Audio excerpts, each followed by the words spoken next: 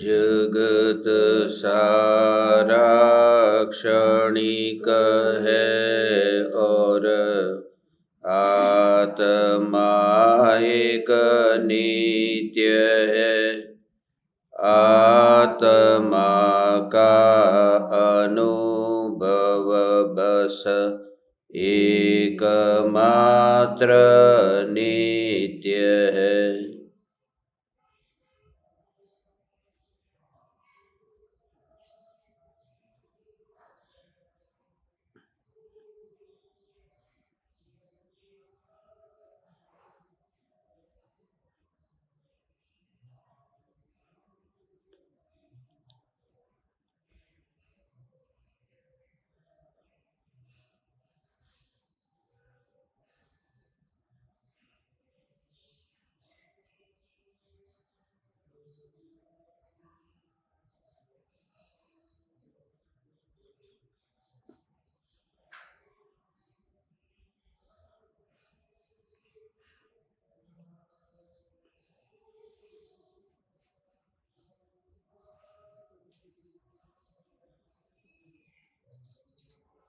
चैतन्य स्वभावी भगवान आत्मा अनादि अनंत शुद्ध चैतन्य मात्र है। ज्ञान मात्र है।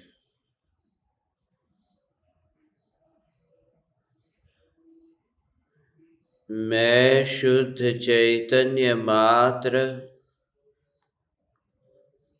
ज्ञान मात्र, भगवान आत्मा हूँ।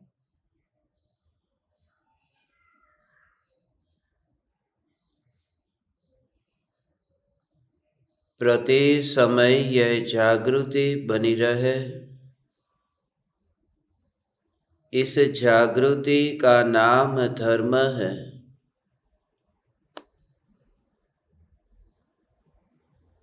यह आत्म जागृति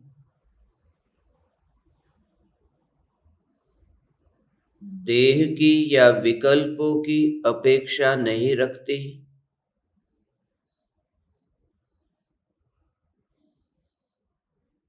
क्योंकि आत्म जागृति का संबंध श्रद्धा के साथ है।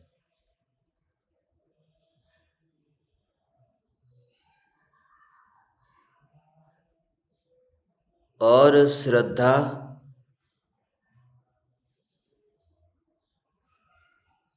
देह की क्रिया और विकल्पों के बहते प्रवाह से अत्यंत पार है।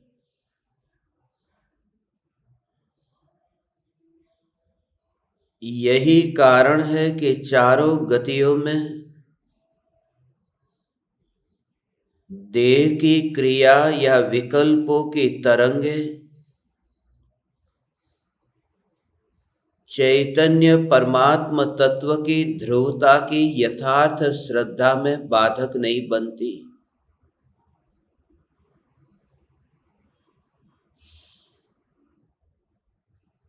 ऐसी अपूर्व यथार्थ श्रद्धा सम्यक श्रद्धा ही सम्यक दर्शन है।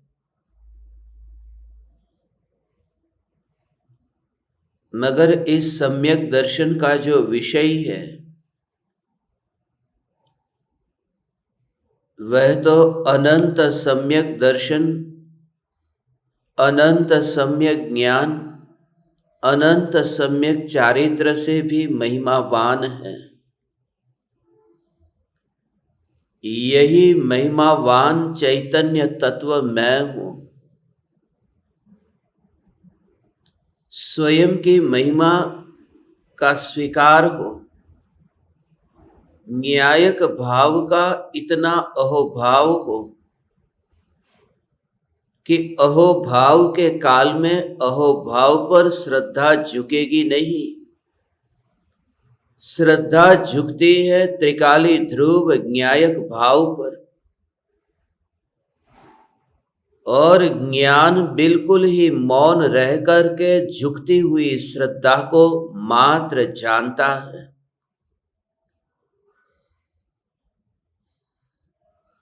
यह पलड़ा न्यायक देव की ओर झुका हुआ है।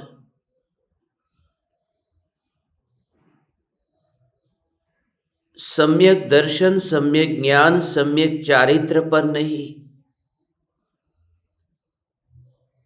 क्योंकि जो स्वयं ही टिक कर के न रहता हो उसका आश्रय उसमें झुकना भी कैसे हो।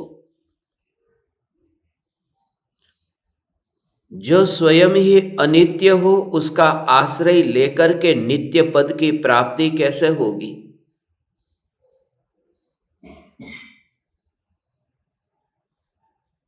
जो लाठी स्वयं ही टूटी हुई हो, उस लाठी का सहारा लेकर के पहाड़ की यात्रा कैसे होगी। जो रेलिंग स्वयं ही हिलती हो, अस्थिर हो, समझदार पुरुष उस रेलिंग को पकड़ना न चाहेगा, क्योंकि जानता है खाई बहुत गहरी है और मरना सुनिश्चित है। ऐसे ही सम्यक दृष्टि ज्ञानी धर्मात्मा इतना समझवान है कि देह की क्रिया का अवलंबन नहीं लेता, क्योंकि उन्होंने विकल्प की गहरी खाई को भी जाना है। ऐसे देह होने पर जो देहातीत दशा है वही प्रज्वलित चैतन्य ज्योति है। यह प्रज्वलित चैतन्य ज्योति मैं हूं, यह चैतन्य ज्योति आप है। इस स्वयं चैतन्य ज्योति में ही ऐसी स्थिरता हो कि अन्य किसी भी विकल्प के लिए वहां अवकाश न रहे। क्षणिक और नित्य के बीच में भेद विज्ञान के बल पर वह अपनी श्रेणी में उन विकल्पों को आता हुआ देखता ही नहीं। ध्यान की गहराई में जाकर के यह अनुभव हुआ है।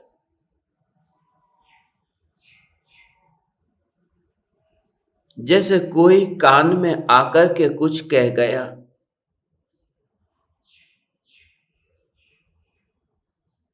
मगर मेरा मौन है। जो एक व्यक्ति मुझे कह गया है और लाखों लोग मेरे सामने खड़े हैं जो ये जानना चाहते हैं कि वह क्या कह गया, मगर मैं बोल नहीं पाता क्योंकि मैं मौन धारण किए हुए हूं। ऐसी ही स्थिति है कि एक अपूर्व अंतर्नाद सुनाई देता है। यह अंतर्नाद पुद्गल के परमाणुओं का टकराव नहीं है। इस अंतर्नाद में कोलाहल नहीं होता। यह अंतर्नाद स्वयं ही मौन स्वरूप है, मगर जिसके सामने सब भाषा, सब ध्वनि फीकी पड़ जाती है। यहां तक कि पूर्व में सुने हुए शब्द और वचन भी जहां पर फीके पड़ जाते हैं। इसलिए तो उसकी पकड़ को छोड़ करके वह अपने ध्रुव चैतन्य स्वरूप में मस्त ज्ञानी तीर्थंकर परमात्मा की दिव्य ध्वनि को भी लक्ष्य में नहीं लेता है। ऐसी अपूर्व अनुभूति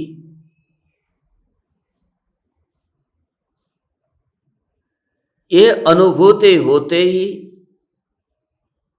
अब इस देह के परमाणुओं से प्रीति नहीं रहती। इन परमाणुओं को बचा लो,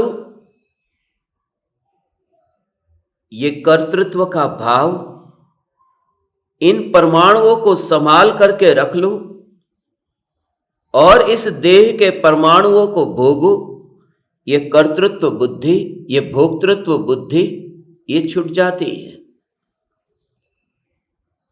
चैतन्य तत्व, चैतन्य तत्व, चैतन्य तत्व ही मैं हूं, जो अनादि अनंत हूं, जिसका निर्माण नहीं हुआ।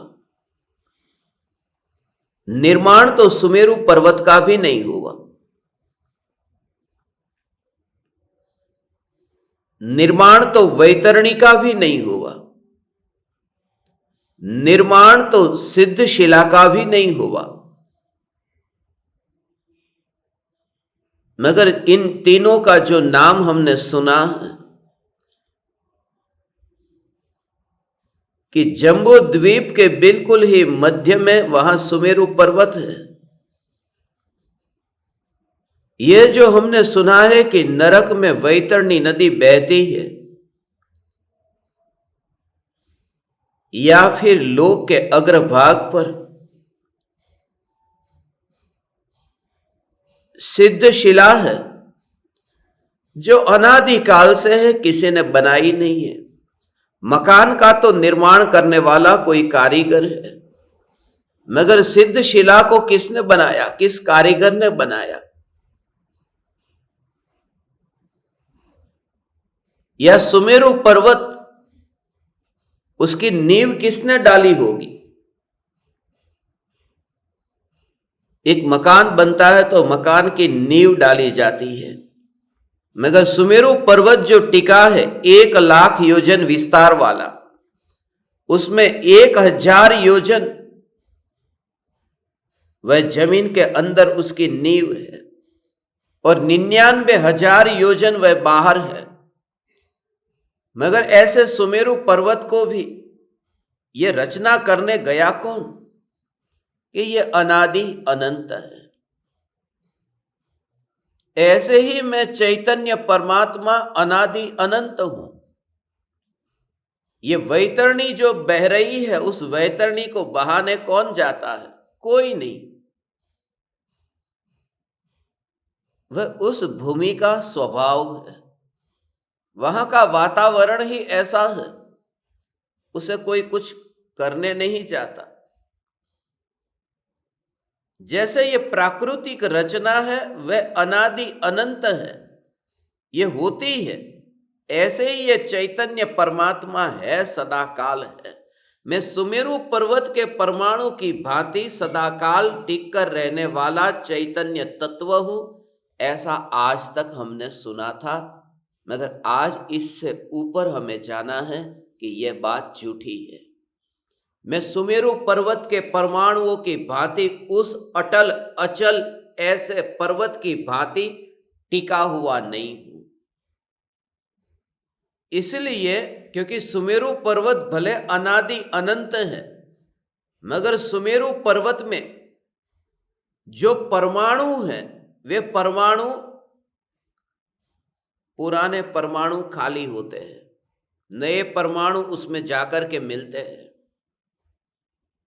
वहां पर परमाणु वही के वही टिक करके नहीं रहते। जैसे हमारे शरीर में, ये शरीर तो किसी का 20 साल, 40 साल, 60 साल ऐसे ही टिका हुआ लगता है, मगर नए नए परमाणु आते हैं,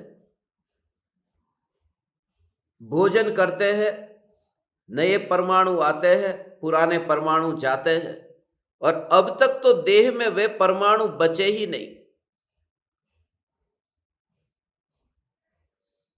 विज्ञान कुछ वर्षों का कहता है, परम विज्ञान कुछ महीने का कहता है।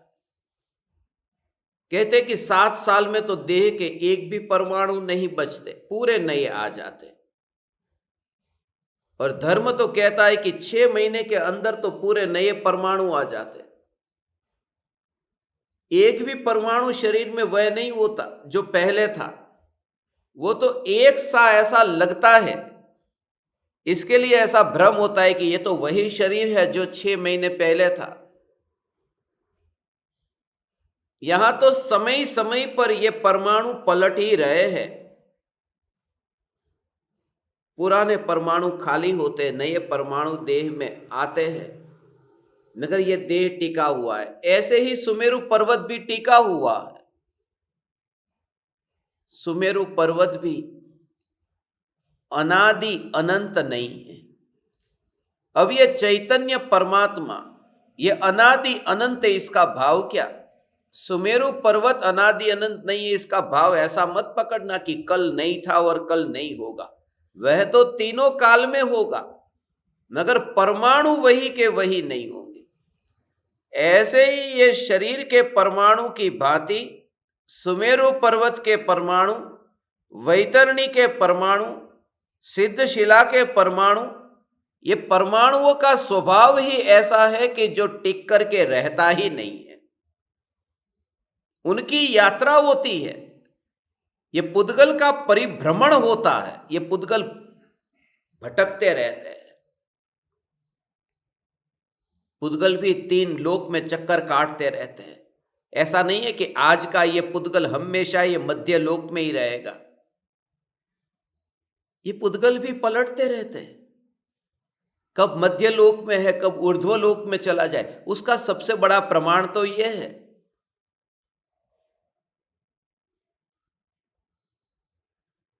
कि सहदेव और नकुल का दृष्टांत ले लो कि वे जब ध्यान में लीन थे और उनके आत्मा में भले ही उन पर उपसर्ग हुआ और वे मनुष्य भव से फिर वे देव, स्वर्ग में देव हुए, मोक्ष में नहीं गए,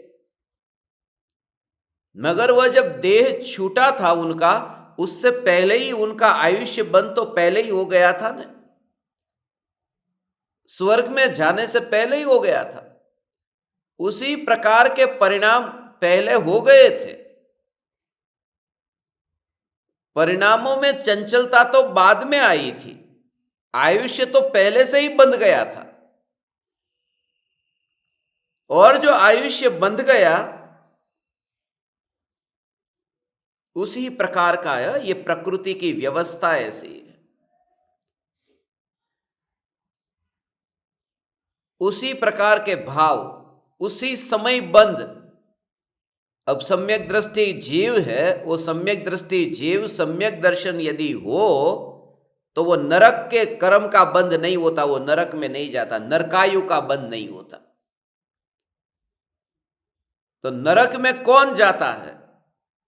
कि पापी है वो नरक में जाता है। तो सम्यक दृष्टि पापी होते हैं या नहीं? कि होते हैं। सम्यक दृष्टि को भी इतना पाप होता है कि नरक में जाए, ऐसा पाप सम्यक दृष्टि को हो। फिर भी सम्यक दृष्टि नरक में क्यों नहीं जाते? क्योंकि जब आयुष्य कर्म का बंध होता है उस समय सहज ही प्राकृतिक व्यवस्था ऐसी है कि सम्यक दृष्टि को ऐसे अशुभ परिणामों के काल में आयुष्य का बंध ही नहीं होता है। उस शुभ भाव के काल में ही उनको आयुष्य बंधेगा। और ये कौन करता है? कि ये सहज है। पाप के परिणाम आने पर भी उस समय उनको बंध नहीं हुआ। अब सहदेव नकुल को जो भाव आया तो वो कर्म बंध गया ने, देवायु का। देवायु कर्म तो यहां मनुष्य भव में बंध गया है। अब वह आत्मा गया सर्वार्थ सिद्धि में। तो जो देवायु के कर्म थे वो कर्म को लेकर के गया कि यहां छोड़ करके गया? साथ में ही गए ना वो कर्म भी। तो कर्म तो पुद्गल है। तो जो मध्य लोक में जो पुद्गल था वह तो सर्वार्थ सिद्धि में पुद्गल पहुंच गया। सुभौम चक्रवर्ती मरकर के 7वें नरक में गया। तो जो नरकायु के कर्म बंधे थे, जो पुद्गल मध्य लोक में था, वो अभी 7वें नरक में चला गया। तेजस शरीर और कारमान शरीर तो आत्मा जहां जाता है वहां साथ में जाता है ना। वह तो विग्रह गति में भी रहता है। विग्रह गति माने 2 शरीर के बीच की गति। मनुष्य भव को छोड़ दिया और देव गति अभी मिली नहीं, उसके बीच में जो है वह विग्रह गति। तो वहां पर तो तेजस और कारमान ये 2 शरीर तो साथ में जाते हैं। और ये तो दृष्टांत है। ऐसे तो पुद्गल निरंतर भटकता ही रहता है, पुद्गल की यात्रा है। इस जगत में जितना भी पुद्गल है, जैसे कुर्सी है और टेबल है, दीवार है, खिड़की है, तो जो कुर्सी है वो कुर्सी के परमाणु कभी ना कभी टेबल के रूप में बने हैं। वे कुर्सी के परमाणु कभी दीवार थे, वे कुर्सी के परमाणु कभी खिड़की थे। इसका मतलब क्या, हम जो ये कहते हैं ना कि जीव के जो भव होते हैं, कि हम कुत्ते में गए, बिल्ली में गए, गाय भैंस, चिड़िया, नरक, स्वर्ग, एनिमल प्लेनेट और डिस्कवरी चैनल पर जो प्राणी बताए जाते हैं कि ऐसे प्राणी अफ्रीका के सफारी में, वहां जंगल में इतने बड़े बड़े सींग वाले जानवर, ऐसे रूप वाले जानवर कि जिनका चेहरा जितना है उससे तो 4-4 गुने तो उनके बाहर सींग निकले हैं।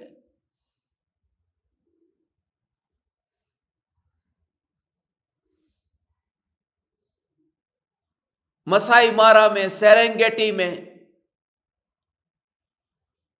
केन्या के, तांजानिया के जंगलों में, तो ऐसा लगता है कि क्या ऐसे जानवर होंगे? हमने तो देखे नहीं, होंगे नहीं, ऐसे में मेरा जन्म हो चुका है, मैं ऐसा बन चुका हूं, होंगे नहीं। तो जैसे कहते हैं कि जितने भव यहां पर दिखते हैं, सांप का, अजगर का, जो भी, कि मैं भूतकाल में ये हो चुका हूं, कोई भव बाकी नहीं छूटा। ऐसे ही पुद्गल का भी कोई भी भव बाकी नहीं छूटा।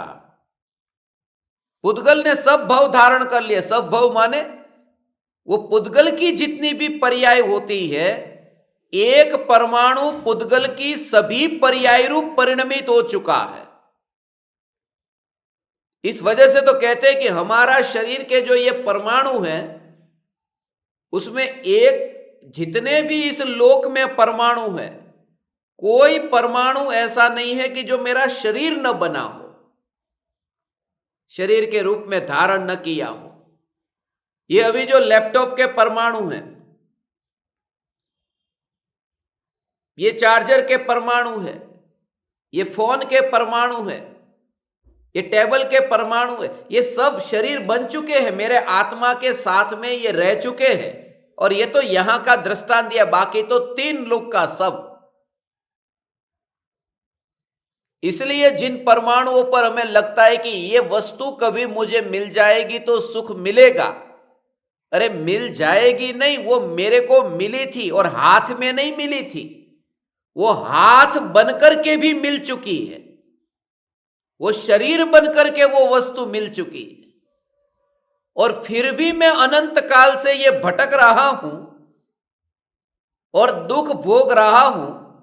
इसका मतलब इतनी दृढ़ता अंदर में आए कि ये पुद्गल मिलने से मुझे सुख मिलेगा, ये मान्यता झूठी है, क्योंकि अनंत बार ये मिल चुका है, देह बन चुका है। तो जड़ मूल से हथौड़ा पड़ेगा। जो जो भी मान्यता होगी, जो भी कल्पना होगी कि ये मेरे पास में ये आए, वो उस पर्याय में देह रूप में, देह के रूप में वो परमाणु आ चुके। कि सुंदर स्त्री को देखा कि वो स्त्री मुझे मिल जाए, करोड़ों का वैभव देखा कि वो मुझे मिल जाए, कोहिनूर हीरा देखा कि ये हीरा मुझे मिल जाए।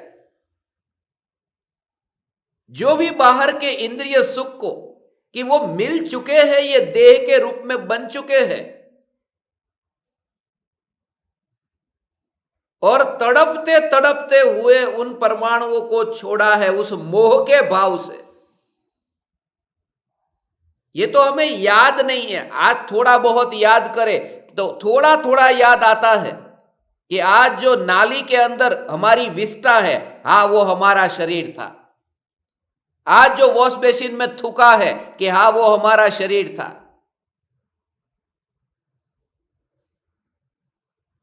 आज जो ये सांस बाहर जा रही है तो पता चलता है कि ये पहले शरीर था। ये जो पसीना देह में से छूटता है और टॉवेल में पहुंचा तो अंदर चला गया, मगर वो अंदर शरीर ही था ना। तो थोड़ी थोड़ी वस्तु तो हमें पता भी चलती है कि शरीर था हमारा, मगर विचार नहीं आता है कि कभी ये मेरा शरीर रह चुका है। ये तो इस बुद्धि से भी समझ में आता है, नहीं आता ऐसा तो अनंत परमाणु ऐसे ये सब जो कभी शरीर के रूप में आ चुके हैं, तभी तो अनंत काल का इतना दुख से भरा हुआ इतिहास है। और उसके बाद में ये अनंत काल के बाद में, अनंत काल के बाद में ये पुकार कान में पड़े कि तू चैतन्य परमात्मा, सुमेरु पर्वत के साथ में तेरी तुलना नहीं की जा सकती, क्योंकि सुमेरु पर्वत जो है वहां तो कुछ परमाणु आए फिर गए, आए गए, आए गए, मगर तेरा जो ध्रुव चैतन्य स्वरूप है उसमें तो कुछ आता जाता नहीं है, वह तो टिक करके ही रहता है। ऐसा मैं महिमावान चैतन्य परमात्म तत्व हूं। सुमेरु पर्वत तो कुछ भी नहीं। सुमेरु पर्वत के साथ में मेरी तुलना कैसे करूं? मैं जड़ के साथ में तुलना करूं? उसके साथ में मैं मेरी तुलना कैसे करूं जहां संयोजन होता है और विसंयोजन होता है, जहां मिलन होता है और विरह होता है, जहां स्थापना होती है और विसर्जन होता है, उन्हें मैं कैसे मानूं कि मैं सुमेरु पर्वत जैसा हूं? मेरी तुलना में सुमेरु पर्वत के साथ नहीं करता हूं, क्योंकि सुमेरु पर्वत जो है वो तो साक्षात जड़ और कोई मिलन ही नहीं हो सकता। सुमेरु पर्वत नहीं हूं। कहते ना मेरु की तरह मैं अडिग हूं, मैं तो सुमेरु की तरह अडिग हूं। मैं सुमेरु की तरह अडिग नहीं हूं, मैं तो चैतन्य अडिग हूं। मेरे जैसा अडिग इस जगत में कोई नहीं है। ऐसा स्वयं का अहोभाव आए तब सम्यक दर्शन प्रकट होता है। देहातीत दशा ऐसी प्रकट होती है।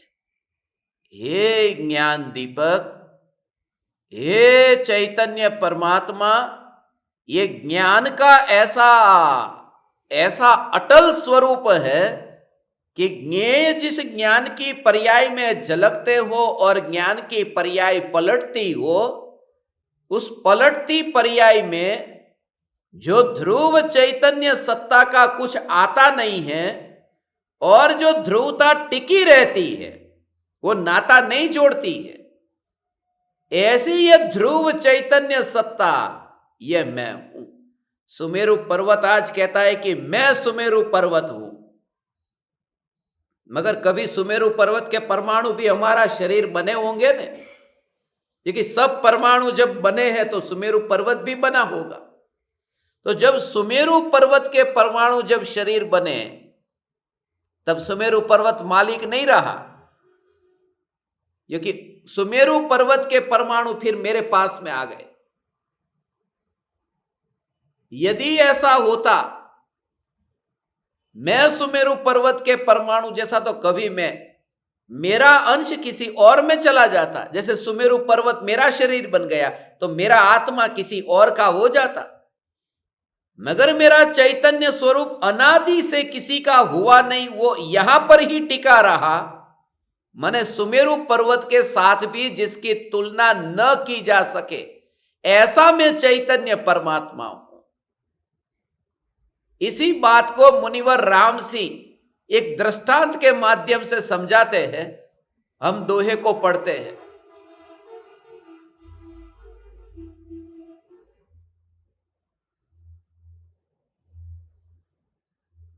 सईम मिलिया सईम विहडिया, जोई कम्मणि बंती, तरल सहावहिम पंथी यहिम, अण्णु की गाम बसंती।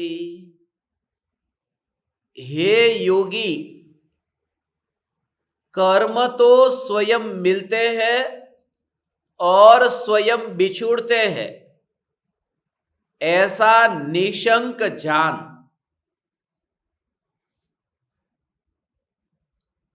क्या चंचल स्वभाव के पथिकों से कहीं गांव बसते हैं। जिस प्रकार पथिक तो रास्ते में मिलते हैं और बिछुड़ते हैं, उनसे कहीं गांव नहीं बसते, उसी प्रकार संयोग वियोग रूप ऐसे क्षणभंगुर पुद्गल कर्मों से चैतन्य का नगर नहीं बसता। आत्मा को ये कर्मों के संयोग वियोग से भिन्न जानो। ये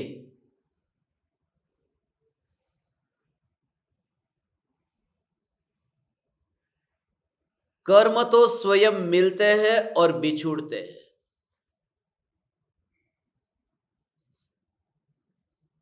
कर्म को लाता नहीं और कर्म को मैं छोड़ता नहीं।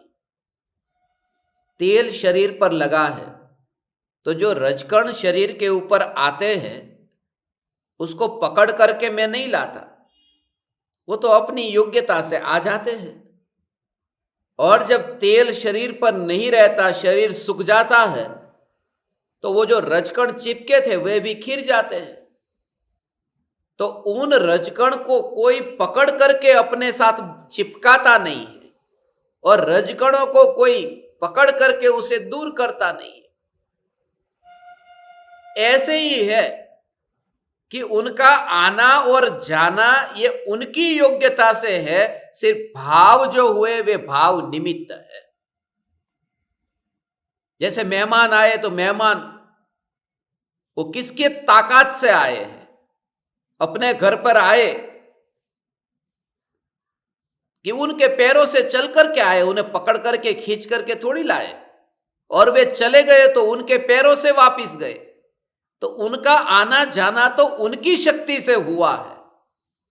ये तो मैंने भाव ऐसा भाया था कि मेहमान आए, और जब वो भाव नहीं रहा तो मेहमान चले गए।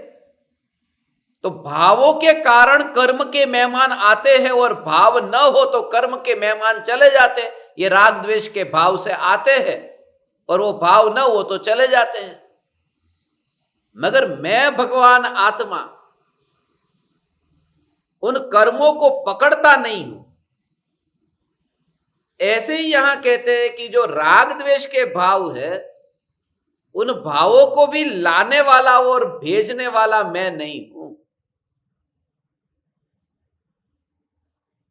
एक ही प्रकार के भाव एक ही व्यक्ति के प्रति दोबारा नहीं आते।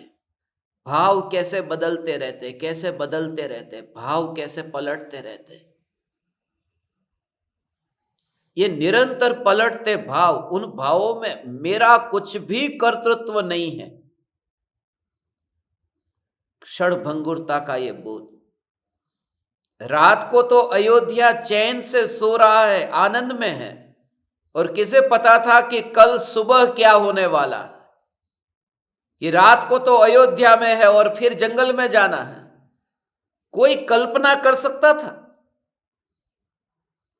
कि क्षण भर में ये सुबह क्या होने वाला? और सुबह का तो क्या अगले समय का पता नहीं है ना। जिन्हें अगले समय का भी पता नहीं है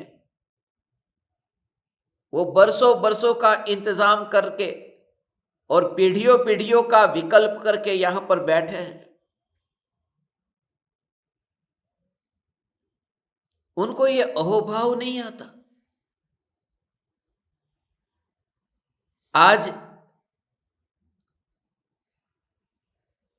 इतनी बात तो पक्की हो गई कि आप ज्ञान दीपक को, मैंने कल बोला था कि कितने बजे आप बैठोगे, किसी को 7:42 पे बोला, 8:42 पे, 9:42 पे। 7:42 वाले ज्यादा आए। मुझे लगा 6:42 एक बार बोलता तो उसमें भी लोग तैयार हो जाते कि और ज्यादा अच्छा रहता। काम पर जाते हैं, नौकरी पर जाते हैं, कमिटमेंट पहले से होता है। मगर सुबह सुबह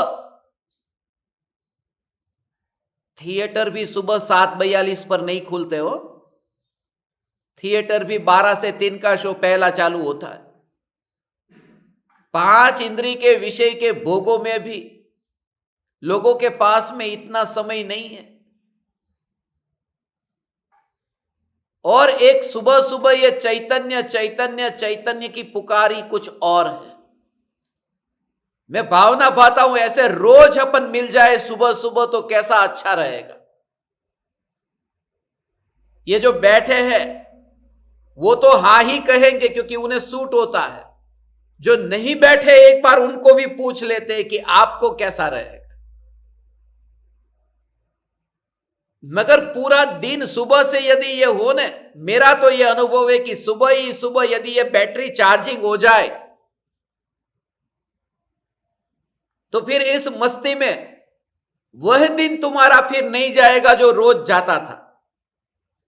तो आज से तो अपना शुरू कर देंगे सुबह सुबह होकर के।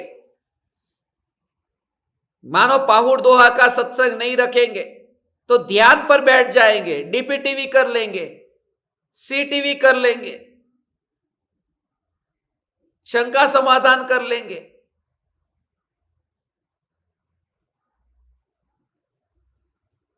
मगर एक सुबह उठते ही ये भाव आए कि क्षण भर का पता नहीं है, अगले समय का पता नहीं है।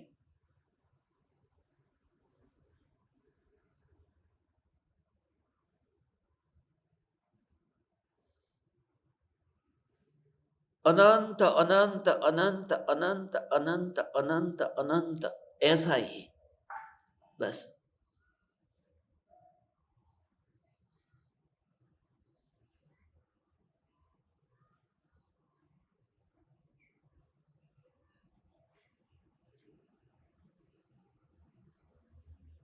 स्वरूप की रचना उन परिणामों से, उन कर्मों से नहीं होती है।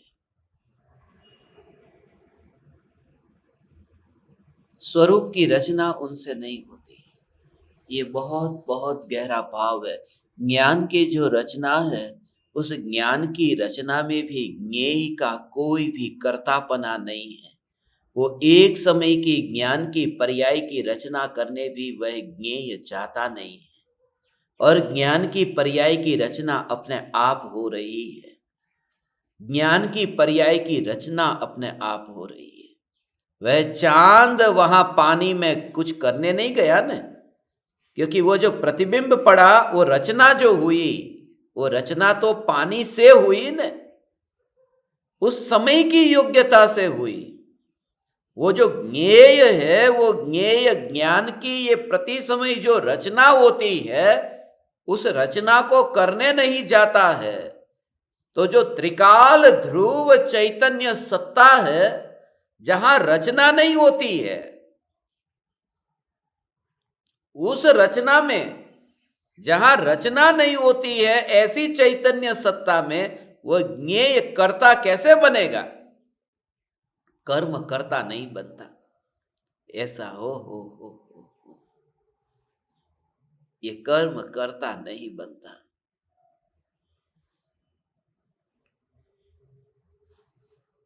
अंतर में ये चैतन्य, वो जो अनादि अनंत सत्ता है न, वहां पर बाहर के जगत में जिसका निर्माण हुआ वहां कोई कर्ता होगा।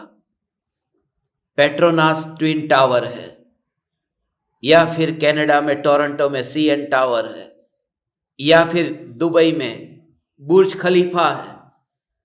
इन सब टावर को ऊपर से आप बिल्कुल ऊपर जाकर के देखो, ऐसा लगेगा कि चींटी की तरह कि कहां कितना ऊंचा ये मकान बनाया, कितना ऊंचा बनाया।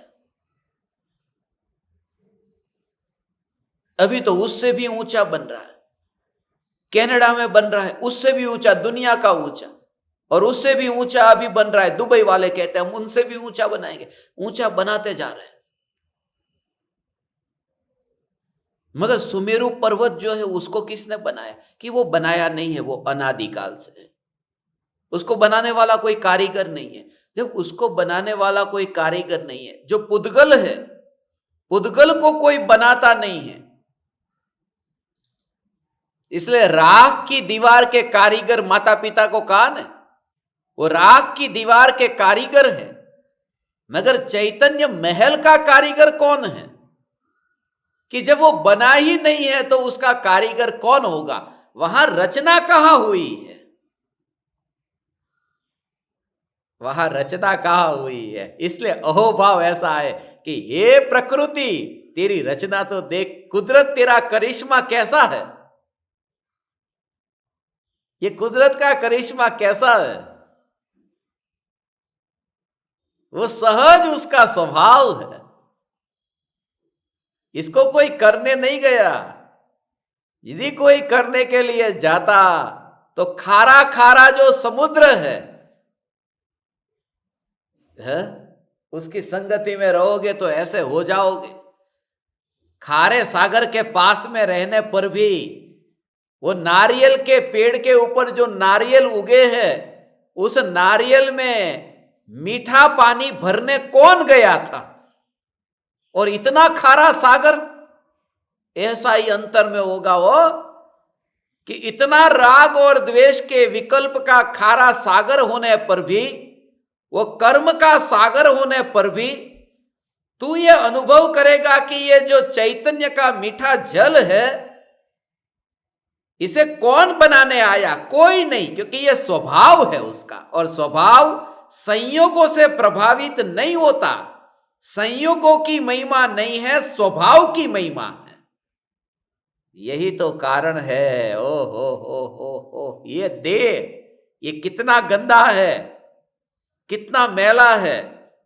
अभी सुबह नहा करके आए कि फिर गंदा हो गया,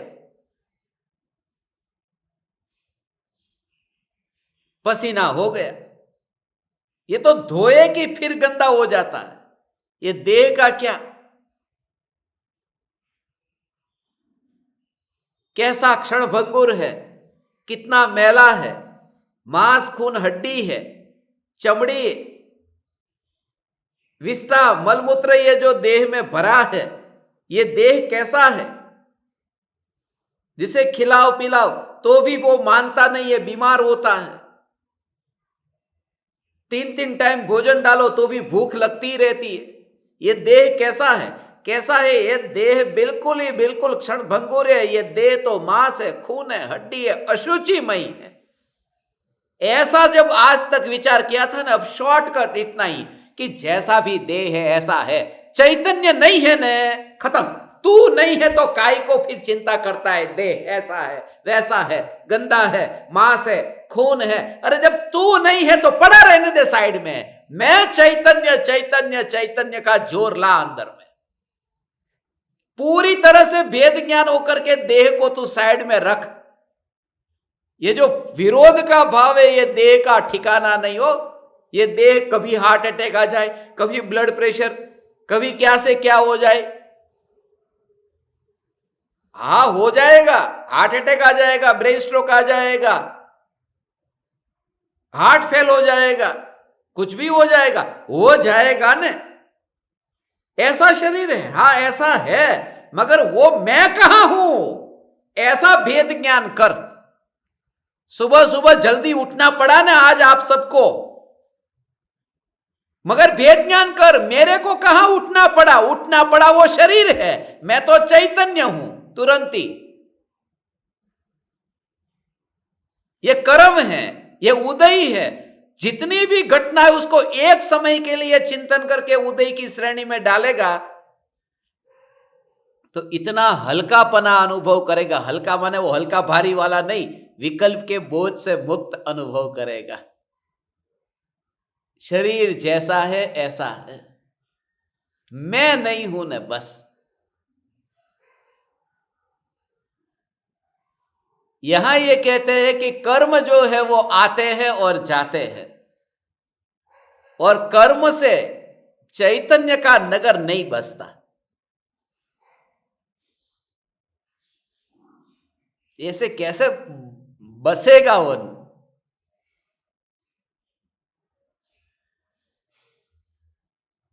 वो नगर नहीं बस सकता। एक तराजू में एक साथ में 100 मेंढकों को तोलना हो तो तोल नहीं सकते। एक को रखा, दूसरे को रखा, तीसरे को रखा, चौथे को रखने गए कि पहला सीधा उछल करके नीचे गिर गया। ये टिकते ही नहीं है। वो मेंढकों के नगर नहीं बसते एक तराजू पर, क्योंकि जो स्वयं अस्थिर है उससे नगर कैसे बसेगा। तो वो ये कहते हैं कि कर्म जो आते हैं और जाते हैं उनसे मेरा नगर नहीं बसता है, एक जगह ठिकाना है ही नहीं।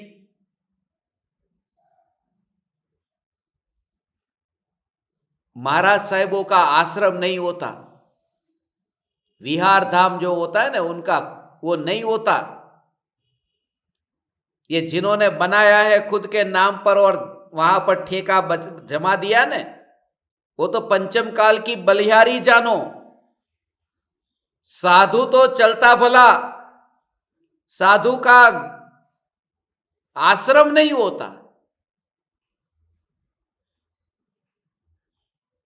साधु का कोई धाम नहीं होता। नहीं तो एक छोटा सा कमरे में जहां रहते थे और फिर जाकर के बड़े आश्रम बना दिए, तो और विकल्प की खाई में कहां कहां गिरे, कितना आराम, कितना परिग्रह। जहां पर धागा मात्र का परिग्रह रखने में पाप लगता हो। इसलिए साधु का आश्रम नहीं होता, एक जगह नहीं रहते। मुसाफिर है, उनकी जगह एक जगह नहीं है।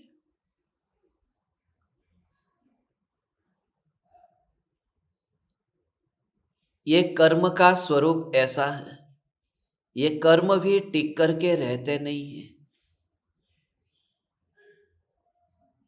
तीर्थंकर प्रकृति के कर्म थे।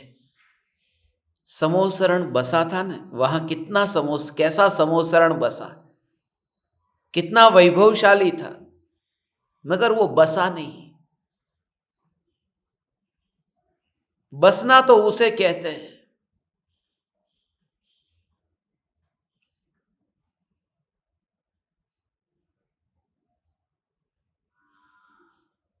जहां पर परिवर्तन ही नहीं आता।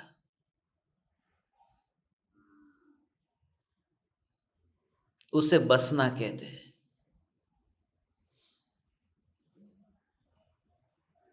अब्राहम लिंकन को किसी भिखारी ने पूछा था कि यह सफेद मकान जो है, अमेरिका का प्रेसिडेंट था, यह सफेद मकान है व्हाइट हाउस, उसमें कौन ठहरता है? उसने कहा यहां कोई ठहरता नहीं है, यहां तो लोग आते हैं और जाते हैं, ठहरता कोई नहीं है। यहां मुसाफिर की तरह वो सफेद मकान में भी लोग आते हैं और जाते हैं। ऐसे ही तीर्थंकर भी आते हैं और जाते हैं। जो भी कर्म से संबंधित है वो आता है और जाता है। इसलिए कर्म से मेरा नगर नहीं है, कर्म मेरी पहचान नहीं है। ये जो तुरंत ही ये जो दिखाई दे रहा है दर्पण में देखना, अभी कैमरे में तो आपको अपना चेहरा दिखता होगा, जिन्होंने कैमरा चालू रखा है सीधा ही बस ये देखना, भेद ज्ञान का प्रयोग करना। अब प्रयोग कर लो कि ये जो दिखाई दे रहा है ये उदय है, ये उदय है, और उदय ज्ञान की अवस्था में झलकता है। ये उदय का प्रतिबिंब पड़ता है ज्ञान पर। मकान बना है और दर्पण में प्रतिबिंब पड़ा है, ऐसे ही ये चेहरा जो दिखाई दे रहा है, फिर ये पुरुष का, स्त्री का, ये जो भी भेद, ये जो प्रतिबिंबित हो रहा है, ये कोई कर्म के उदय का रूप है और वह प्रतिबिंबित हो रहा है। वहां दर्पण में नहीं, कैमरे में नहीं, ऐसे ही ज्ञान में भी प्रतिबिंब पड़ता है। ये देह का निरीक्षण करें कि ये देह जो है, ये देह, ये अभी जो जानने में आ रहा है वो मैं जानने में आ रहा हूं ऐसा नहीं, ये कर्म का उदय है। किसी का शरीर पुरुष का स्त्री का काला गोरा, किसी का शरीर है मोटा पतला, किसी का शरीर निरोगी किसी का रोगी, ये शरीर की विशेषता है। मगर वो जो जान रहा है, वो जानने वाला जो है, जहां पर ये प्रतिबिंब पड़ा है, वो ज्ञान की रचना जहां हो रही है, उसमें ये उदय का प्रतिबिंब पड़ा है। देह तो कल भी था, मगर कल का उदय कुछ और था, आज का उदय कुछ और है, अभी का अलग है, थोड़ी देर बाद अलग होगा। इस प्रकार से इस देह को उदय की श्रेणी में डाल, है ही स्वीकार्य कर कि यह उदय,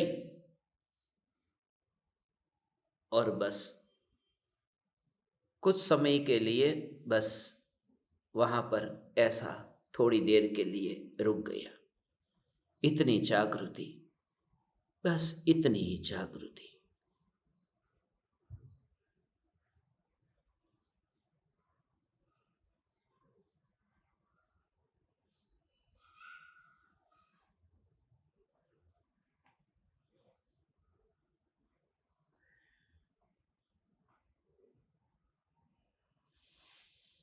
पार्किंग लॉट में जैसे तुम खड़े हो और दर्पण लेके खड़े हो, एक गाड़ी आई, दर्पण में प्रतिबिंबित हुई और चली गई, दूसरी गाड़ी आई, दर्पण में प्रतिबिंबित हुई, चली गई, और जैसे तुम शांति से बैठे ही हो, बस आती जाती ऐसे ही तुम देखोगे कि ज्ञान की जो अवस्था है उसमें ये देह की गाड़ी बस आती है जाती है, थोड़ी देर के लिए ठहर गई। ये पार्किंग में, ये इन परमाणुओं का, इस गाड़ी का पार्किंग है, जहां ये गाड़ी कुछ वर्षों के लिए यहां ठहरी हुई है।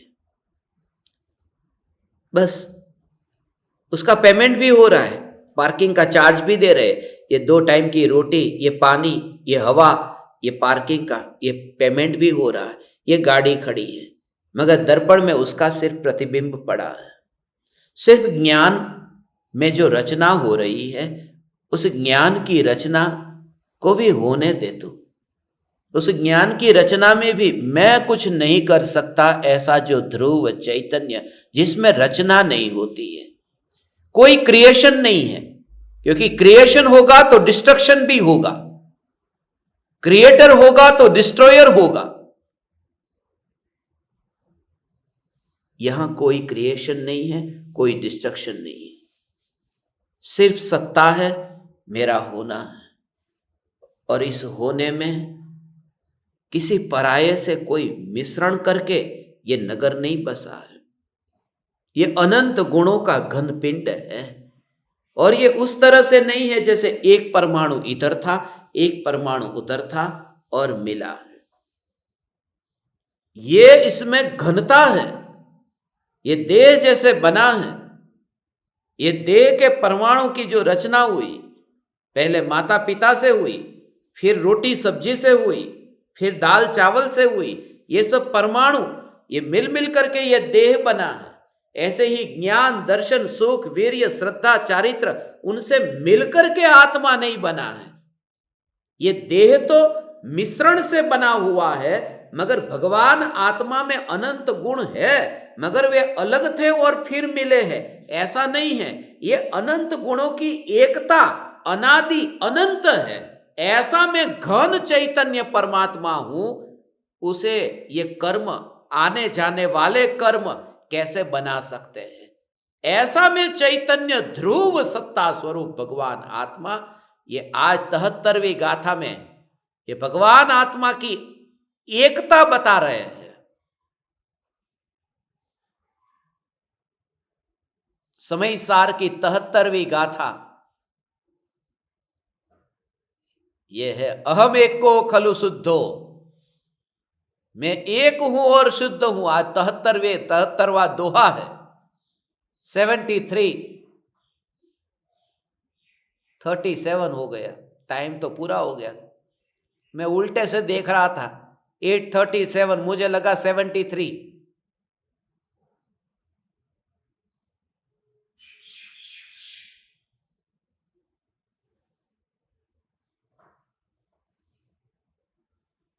इस प्रकार से तत्व विचार करना। उदय का परिणाम जो है, उदय के परिणाम में और ज्ञान की रचना में आते जाते हुए वहां पर कोई निशान नहीं, कोई दाग नहीं, निशान नहीं, कोई निशान नहीं। दाग तो दूर, निशान भी नहीं, कोई चिन्ह नहीं, कोई पद चिन्ह नहीं। पद चिन्ह तो किनके पड़ते हैं? जो जमीन पर चलते हैं उनके पद चिन्ह पड़ते हैं। जो आकाश में विहार करते हो उनके पद चिन्ह नहीं होते। इसलिए ज्ञानी पुरुष के पीछे चलने का कोई उपाय नहीं है, क्योंकि ज्ञानी पुरुष पगडंडियों पर नहीं चलते, वे आकाश पर विहार करते हैं। इसलिए उनके जाने के बाद में कोई निशान नहीं मिलेंगे। गए सो गए। महावीर भगवान आकाश में, कुंद आचार्य देव आकाश में उड़ते थे, विहार करते थे, माने उसे फ्लाइंग, उड़ते हुए, जैसे विमान उड़ता है ऐसे आचार्य कुंद देव ऐसे उड़कर के विदेह क्षेत्र गए। वो तो विहार करके गए, चल करके गए। चल करके जाते तो स्पीड कितनी होती? वो 8 दिन रुक करके वापिस आ गए, और वापिस आए तो उनको कुछ हुआ नहीं होगा। आज खाली भारत से अमेरिका जाकर के वापिस आते तो जेट लैग लग जाता है, तो विदेह क्षेत्र जाकर के वापिस आए होंगे, उन्हें जेट लैग नहीं लगा होगा।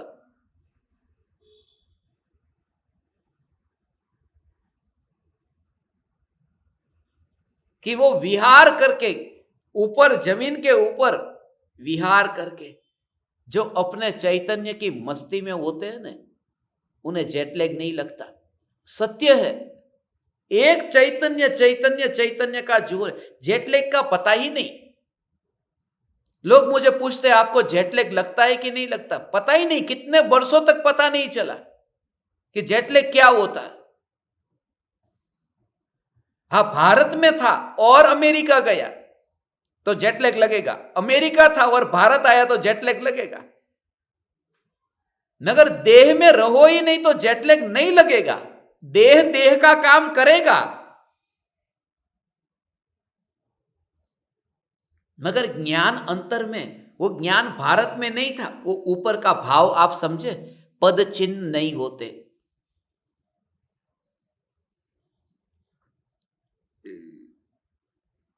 पद चिन्ह नहीं होते। पद चिन्ह नहीं होते माने जो ऊपर चलते हैं उनकी निशानी जमीन पर नहीं पड़ती।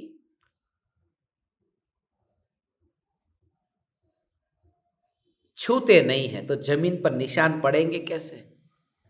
ऐसे ही मैंने यहां दर्पण रखा और गाड़ी निकली, मगर दर्पण को छुई नहीं है, तो जो गाड़ी दर्पण को छुएगी नहीं तो वहां निशान भी नहीं पड़ेगा ना दर्पण के ऊपर। हाथ लगेगा तो निशान पड़ेगा। ऐसे ही अनंत पर्याय ज्ञान की हो चुकी, मगर किसी भी ज्ञेय का चिन्ह ज्ञान पर नहीं पड़ा, क्योंकि छुएगा तो ज्ञान पर चिन्ह पड़ेगा ना। ऐसा ज्ञान जिस पर निशानी ही नहीं है, निशानी ही नहीं है, सिर्फ ज्ञान ही ज्ञान है, ऐसा ज्ञान स्वरूप चैतन्य परमात्मा मैं हूं। तू नाचता क्यों नहीं है? नाच तू। ये ज्ञान स्वरूप चैतन्य जिस पर कोई निशानी नहीं है, ऐसा ही हो। ये थोड़े दिन से तेल वाला ज्यादा खाना खा लिया है, पिंपल हो गए। दर्पण में देखता हूं कि अब वो कुछ करना पड़ेगा, फेशियल वगैरह, फेस वॉश लेके आना पड़ेगा, दाग हो गया है। दर्पण में देखा कि चेहरे पर ये पिंपल हो गया है, फेयर एंड लवली लगानी पड़ेगी। अरे ये दाग दिखते ही ये विचारा है कि जिस पर कोई निशान नहीं पड़ता, ऐसी ज्ञान की अवस्था जिसमें ज्ञेयों का चिन्ह ही नहीं होता, क्योंकि छूते नहीं है ज्ञेय जिस ज्ञान को, वह ज्ञान स्वरूप चैतन्य मैं हूं चैतन्य, मैं हूं भगवान। जलसा कर दे तू।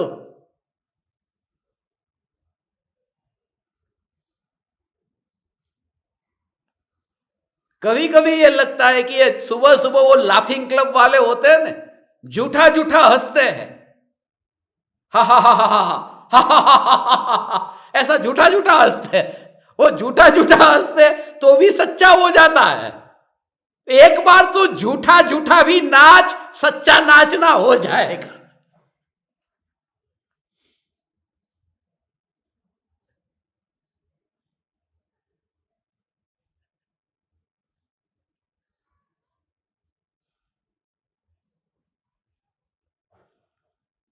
यह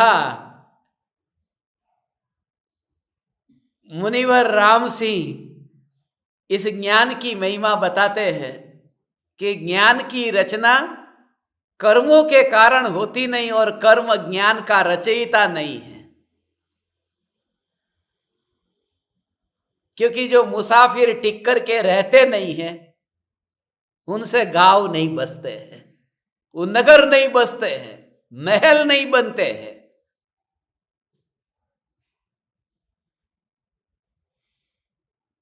ऐसे मैं भी मुसाफिर हूं, ठिकाना ही नहीं रहता। आज यहां, कल कहां, सुबह उमराला में, दोपहर में भावनगर में, शाम को मुंबई में, रात को गजपंथा में। जो ठिकाने एक जगह नहीं रहते उनके महल नहीं बनते। फिर भी हमारा चैतन्य महल बन गया, जहां मैं बैठा हूं 11वें नंबर के कमरे में। बन गया कि नहीं? कि जड़ महल बन सकता है, मगर चैतन्य, असली जो चैतन्य महल, वो उन मुसाफिरों से नहीं बनता जिनका ठिकाना नहीं है।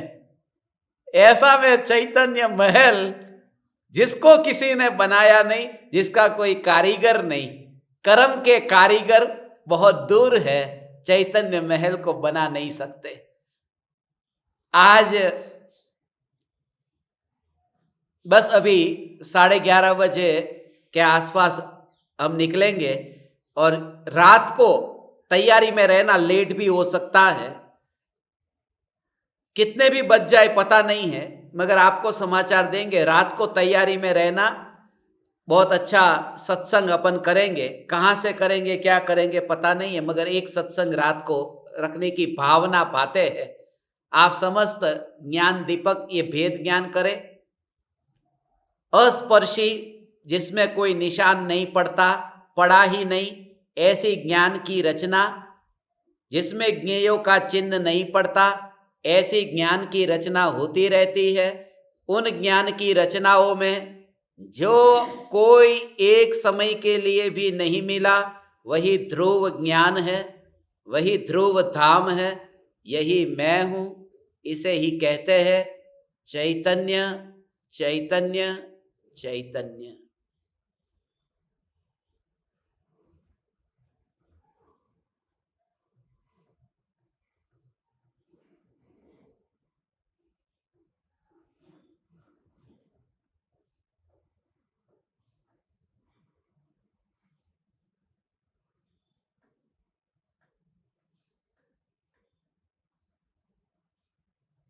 अहो अहो श्री सद्गुरु करुणा सिंधु अपार,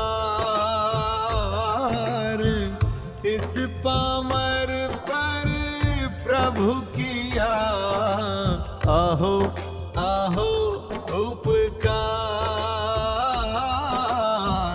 अहो अहो उपकार।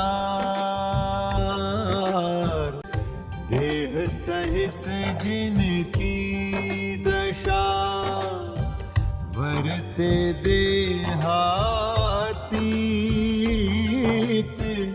उन ज्ञानी के चरण में हो वंदन अगणित। अगण